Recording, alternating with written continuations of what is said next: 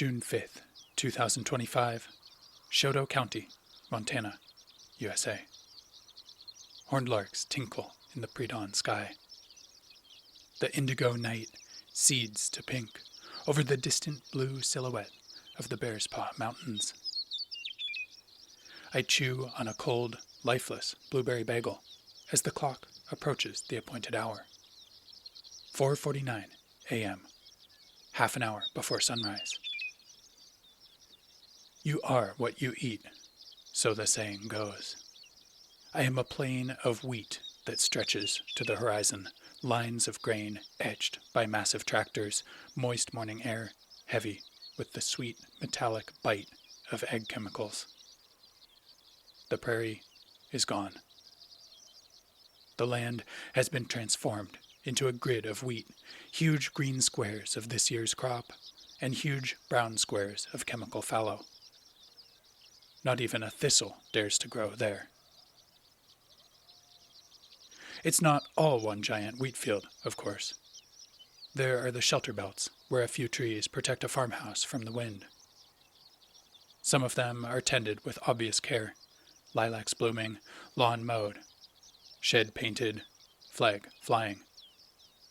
Others are relics from another time, windows gaping, barn roof sagging. Memories of a time before farming became industrial. The wheat fields fascinate me. The simplicity, the straight lines, the sheer scale of it, the huge tractors and sprayers, the plastic cubes of pesticide. Prairie converted into bagel factory. The prairie always creeps in around the edges, though. This expansive sky, big as the world, so alive with clouds and colors. The veiny dock and verbena that grow along the gravel roadsides. And right now, pre-dawn, it seems more like prairie than wheat field, as the horned larks broadcast their tinkly songs from all over.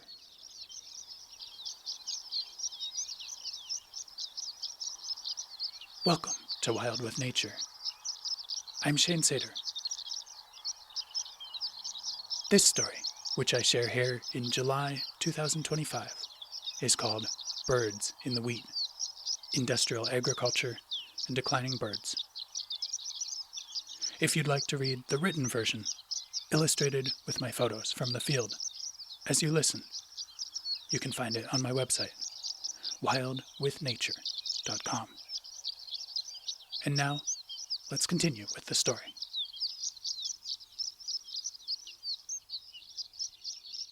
"4:49 a.m. It's time to start counting birds. This is my 7th year doing this route of the Breeding Bird Survey, or BBS for short, one of over 4,000 routes across the United States and Canada that volunteers like me survey one morning each summer. For many North American breeding birds, the BBS is our best stab at tracking how their populations are changing from year to year. Montana birder Harriet Marble started this BBS route in 1979 and surveyed it annually for the next 37 years. Each June, I think of her as I follow in her footsteps. Everything is ready now. My notebook is out. The frequent stops sign taped to the back window of my car. As the horned larks tinkle and the prairie tries to seep in at the edges of the wheat, I set my 3-minute timer. Go! For 3 minutes, I try to write it all down. Every horned lark I see or hear, every western meadowlark, every mourning dove and thick-billed longspur, gray partridge and long-billed curlew, northern pintail and red-winged blackbird. Without moving from this point, I'm trying to count each individual bird within earshot, and all of those that I can see within a quarter mile. 3 minutes beeps. I jump in my car, punch the next point into my GPS, and race towards it, half a mile up the road. The survey consists of 50 points, 3 minutes of intensive listening and looking at each one. By 9:30 a.m., I'll be done. A community of birds sandwiched in my notebook. Horned larks and thick-billed longspurs from the brown chemical fallow where nothing grows. A Say's phoebe from the shelter belt near one of the farmhouses. Northern pintails and a yellow-headed blackbird from a small puddle in the middle of a field. Franklin's gulls screaming as they fly over in small groups.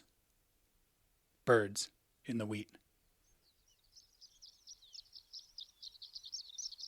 Every year, I wonder how these birds are doing. I wonder it about the horned larks and thick-billed longspurs that sing so vigorously from the wheat fields. I find them here every year. Are they thriving? Or are they dying invisibly from chemical exposure? Do horned larks get cancer like we do? Or are their lives so short that it doesn't matter? I wonder about the species that I only find in the pastures and the sagebrush, the places where the prairie isn't totally gone. The chestnut-collared longspurs, brewer's sparrows, lark buntings. Surely there were more of them here before the wheat?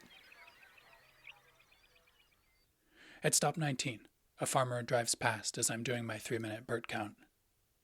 She waves, friendly, too polite to ask me what the heck I'm doing standing here with binoculars.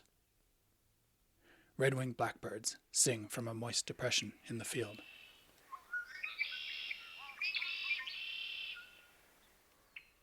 At stop 36, a lark bunting helicopters down from the sky with lively abandon, landing on a fence post at the edge of a pasture. Grasses and sagebrush. The prairie creeping in. And with it, the song of the lark bunting. Beyond him, wheat fields stretch towards the horizon. No lark buntings there. Every year, the chemical contamination question haunts me, hanging heavy in the air like that sweet metallic smell where the wheat grows. 3-minute point counts don't give the answer. The thick-billed longspurs that I write down in my notebook, are they nesting successfully? How do farm chemicals affect them? Are these fields their happy homes or death traps? Regarding the loss of the prairie, the answers seem much more apparent. Plow prairie to grow wheat, and gone are the lark buntings. Gone are the brewer's sparrows and burrowing owls. The horned larks remain. Them and the thick-billed longspurs, and that metallic smell in the air. The infinite sky remains. The farmers, who welcome an out-of-place stranger with a friendly wave, trying to make it in an economy that has them growing massive fields of wheat. And once a year, me, eating blueberry bagels and wondering what these wheat fields mean for life on Earth. The night before, I camped at Lonesome Lake, where the wheat gives way to wetland, where thousands of Franklin's gulls scream as they circle and land among coots and canvasbacks. I watched the prairie gulls and thought of my grandmother, how I inherited her love of birds. I didn't give it much thought when she was alive, but now a cloud of gulls or a mudflat full of shorebirds connects me to her, to how she loved the ocean and the life at its edge.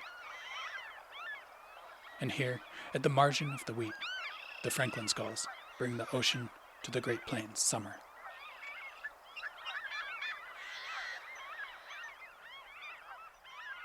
My grandmother was born in 1924, when lark buntings were already losing ground to wheat fields, but before huge tractors, before synthetic insecticides, before farmers had to get big or get out.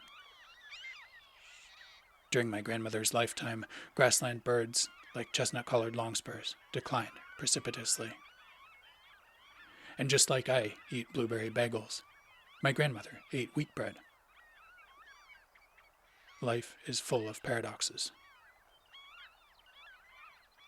At one edge of the wetland, a flock of black-necked stilts is calling sharply.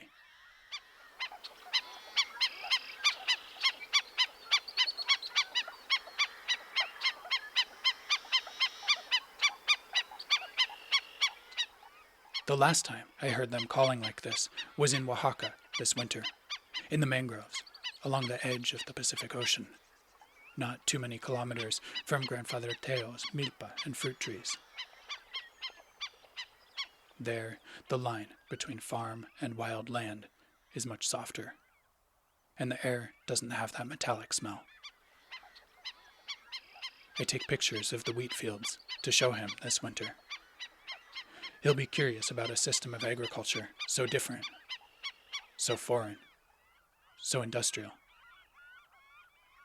There, I'll eat corn tostadas from small milpas tended by hand among the forest, and perhaps a thicket tinamu will sing at dusk. There's more than one way to grow food. But for now, I subsist on blueberry bagels. I am a plain of wheat that stretches to the horizon, up to the edge of Lonesome Lake, where the Franklin's gulls wail.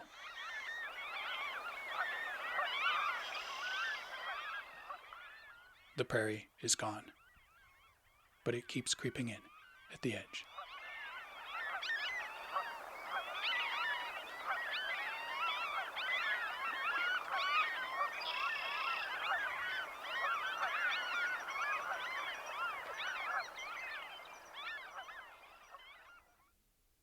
Afterward, chestnut-colored longspurs and thick-billed longspurs are among the steepest declining birds in the United States, according to the 2025 State of the Birds Report.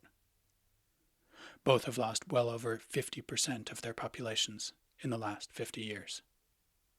Meanwhile, the lark bunting has declined massively across its range. So has the Baird's sparrow, a species which Harriet Marble used to hear regularly on this PBS route, well over a dozen in peak years during the 1990s. Each year from 1998 onwards, though, Baird's sparrows have been few or entirely absent on this route.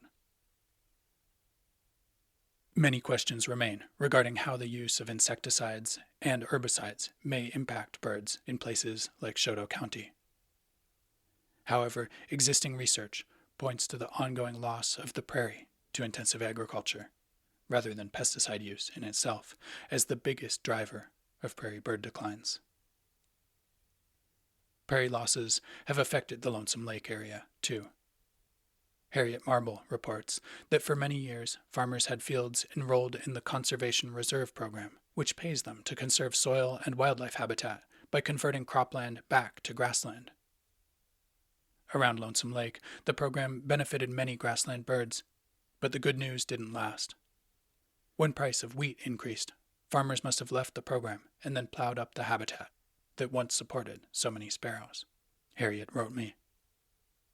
Following the loss of the Conservation Reserve Program fields, numbers of prairie birds, such as chestnut-colored longspurs and savanna sparrows, have diminished substantially. And from 2021 onwards, I have not heard a single Baird's sparrow on this route. Thanks for listening. This story, and the whole project of Wild with Nature, is possible thanks to the support of listeners like you.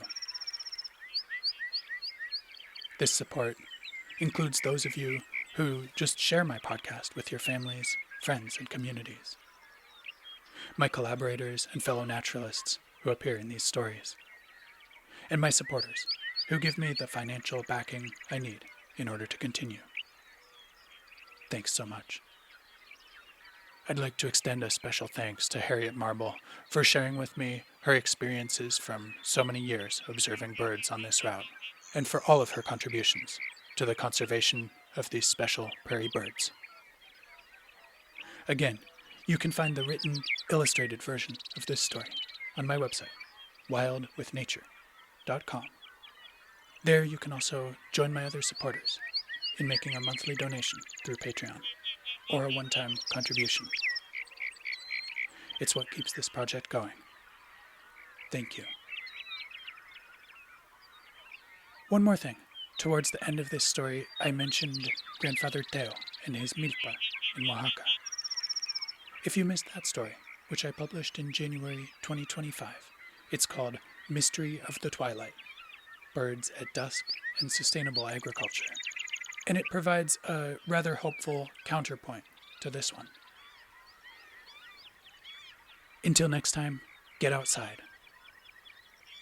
This month's story has been a bit of a heavy one. Bird declines are substantial, ongoing, and really tragic. But the good news is there are still birds out there, which means there's still things we can do to help them thrive.